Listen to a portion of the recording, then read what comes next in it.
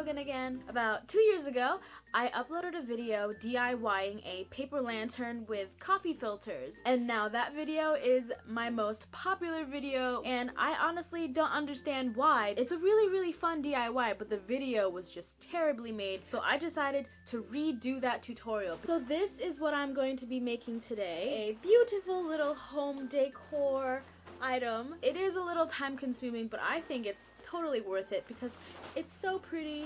Keep watching if you guys want to know how to make the coffee filter paper lantern. The things you will need are a glue gun and some glue sticks, lots of coffee filters, and of course paper lanterns. I have a set of paper lanterns that are 8 inches, 10 inches, and 12 inches. To give the paper lantern its 3D shape, you're going to stick the metal wiring into the paper lantern, pull the sides of the lantern up. There are 2 little hooks at the top of the metal wiring. Hook those into the loops, and then that'll give the paper lantern its shape. Turn the paper lantern over and make sure that the metal wiring is centered on the other side as well. I have a quick tip for you when you're opening up a new section of coffee filters. As you can see, they're kind of tightly packed together, and when you separate the coffee filters ahead of time, they are not tightly packed, so you are easily able to pick out one coffee filter. Take a coffee filter and fold it in half. It doesn't have to be completely even. Place your thumb in the middle of the coffee filter and create a C shape with your opposite hand. Take your thumb, run it through the C shape, and fold down the edges of the coffee filter. Turn the coffee filter over and you will notice a flat surface. Fold the edges of the flat surface on either side. Place some hot glue gun underneath each of the folds and make sure to press down on each of the folds to help keep its shape. This makes the coffee filter kind of look like a badminton birdie.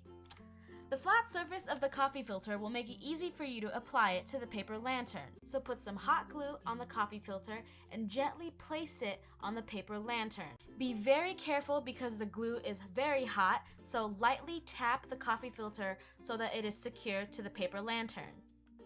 The coffee filters will not stay on the paper lantern if you do not create the flat surface. If you try to attach the coffee filter without making the birdie shape, then the coffee filter will just unravel and open up. So make sure you glue down the edges to give the coffee filter more structure because it just doesn't look good like this. If you want to make your coffee filters a little bit uneven and ragged like this, then all you have to do is when you fold your coffee filter in half and when you fold it down like this, instead of doing it right in the middle, do it a little bit off center, and then you will see that one side comes up a little bit higher than the other.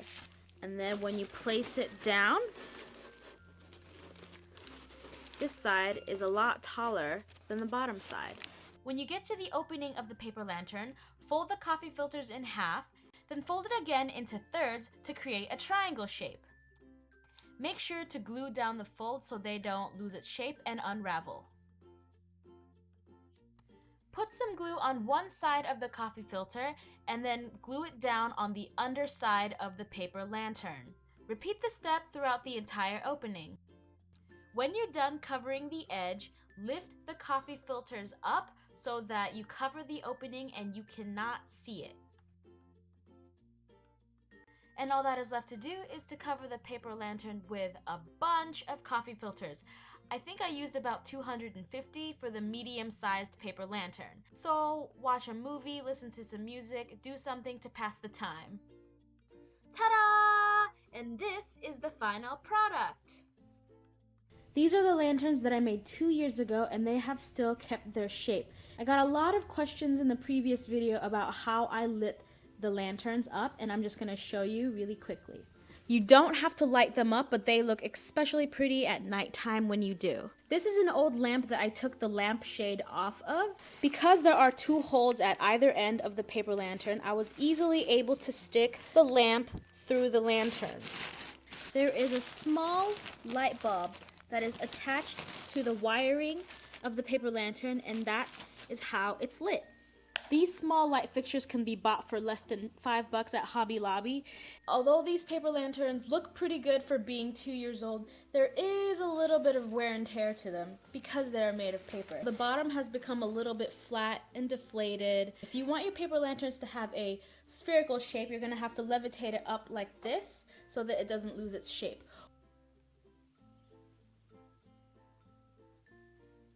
Bye!